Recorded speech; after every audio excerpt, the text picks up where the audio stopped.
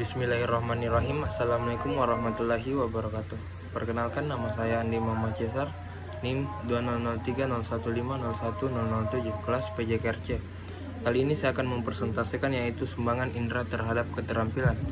Sumbangan indera terhadap keterampilan yaitu indera manusia merupakan faktor penting dalam pembuatan gerak yang berorientasi pada keterampilan, baik untuk keterampilan sederhana maupun keterampilan tingkat tinggi.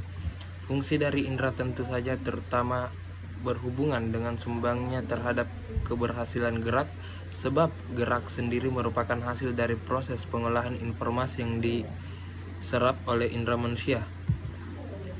Keberhasilan dalam keterampilan tingkat tinggi bergantung pada bagaimana pelaku mampu mendeteksi, menerima, serta memanfaatkan informasi yang bersifat indrawi. Buktinya seringkali pemenang dari suatu lomba adalah orang atau tim yang memang telah mendeteksi kemampuan lawan, pola permainan lawan, serta kesiapan lawan.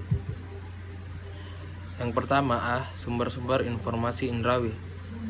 1. Informasi eksteroseptif. Kata awal ekstero berarti bahwa informasi yang diterima bersumber dari luar tubuh. Informasi yang paling umum adalah eksteroseptif adalah yang berhubungan dengan mata atau vision. Vision memberikan informasi tentang gerakan objek-objek yang dalam lingkungan, seperti jalur layangan, juga kecepatannya. Yang kedua, informasi proprioseptif atau kinestetik. Kata awal proprio mengindikasikan informasi dari dalam tubuh, seperti posisi persendian, daya dalam otot-otot, orientasi dalam ruang, misalnya apakah terbalik atau tidak, dan lain-lain. Istilah proprioseptif ini sering juga disebut dengan istilah kinestetis. Awalan kines berarti gerakan dan tesis berarti rasa. Jadi istilah ini menunjuk pada gerakan dari persendian, tegangan otot-otot, dan sebagai berikut. B. Sistem pengontrolan loop tertutup. Suatu cara yang penting untuk menggambarkan bagaimana informasi dari indera berfungsi dalam perilaku gerak adalah dengan menyamakan sistem kontrol loop tertutup. Loop diartikan sebagai cekungan atau putaran. Dengan demikian, dengan sistem pengontrol loop tertutup diartikan sebagai suatu sistem yang tidak terputus tetapi melingkar lagi ke awal. Ini digambarkan seperti suatu sistem pengatur ruangan yang dilengkapi dengan alat pengontrolnya. Perbedaan antara arah tangan dan arah yang diinginkan dianggap sebagai kesalahan. Karena pengontrolan menemukan kesalahan tersebut, maka segera dikirim informasi ke pelaksana gerak dalam bentuk feedback, sehingga selanjutnya kesalahan tersebut akan diperbaiki pada gerakan berikutnya. Hal itu dapat digambarkan sebagai berikut. Yang pertama, sistem semacam ini disebut loop tertutup atau closed loop, sebab output atau aksinya ditentukan oleh eksekutif, dilaksanakan oleh efektor, dan kemudian dikembalikan ke komparator dalam bentuk informasi sensoris atau umpan balik. Feedback loop ini memberikan sistem dengan informasi yang penting untuk memelihara kondisi yang diinginkan. Pengontrolan closed loop dalam model konseptual. Sebelumnya telah diperkenalkan model konseptual dari penampilan manusia yang menggambarkan bagaimana individu memproses informasi dalam 3 tahapan, yaitu pengenalan stimulus, pemilihan respon, dan pemrograman respon. Model ini diharapkan dapat membantu kita untuk memahami proses yang terlibat dalam mengendalikan gerakan yang relatif lamban dan proses yang terlibat dalam pengontrolan gerak yang relatif cepat. Untuk gerakan lambat, penampil dapat membuat kompensasi selama aksi tersebut. Sedangkan untuk gerakan yang lebih cepat, proses tersebut harus menunggu sampai setelah gerakannya diselesaikan untuk memperbaiki kesalahannya.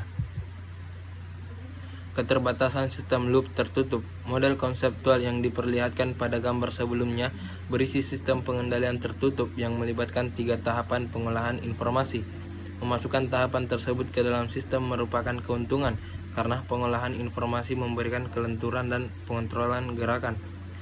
Memungkinkan berbagai pilihan dan strategi gerak tergantung pada rangkaian tugas dan kondisi lingkungan tertentu.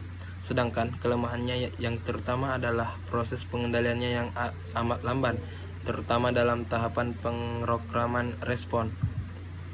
Perilaku pelacakan cepat. Salah satu generalisasi penting yang harus diingat dari modul 8 adalah bahwa tahapan pengolahan informasi, khususnya pemilihan respon dan pemrograman respon, memerlukan perhatian dan waktu yang cukup besar. Oleh karena itu, sistem loop tertutup yang memasukkan tahapan ini beroperasi secara lamban pula.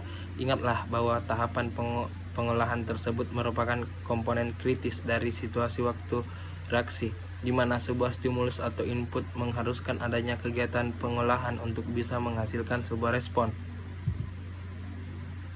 Tugas distrik yang singkat. Pandangan umum tentang pengendalian loop tertutup ini juga kurang mencukupi untuk menjelaskan penampilan gerak yang berdurasi singkat, misalnya memukul, melempar, menendang, dan memukul dengan alat seperti raket atau bat.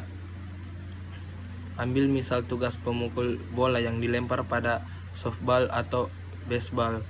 Pada saat menampilkan tugas ini, pemukul pertama harus menilai situasi lingkungan, terutama jalur dan kecepatan bola yang dilempar. Kemudian ia harus memilih gerakan yang memenuhi tujuannya. Prinsip-prinsip kontrol visual. Panca indera banyak mengambil peranan dalam berlangsungnya motor kontrol. Dalam prakteknya sering dianggap beroperasi sama dalam menghasilkan penampilan yang terampil. Tetapi penelusuran lebih lanjut mengindikasikan bahwa fungsi vision ternyata berbeda. Pertama, vision mempunyai peran yang penting untuk kegiatan sehari-hari.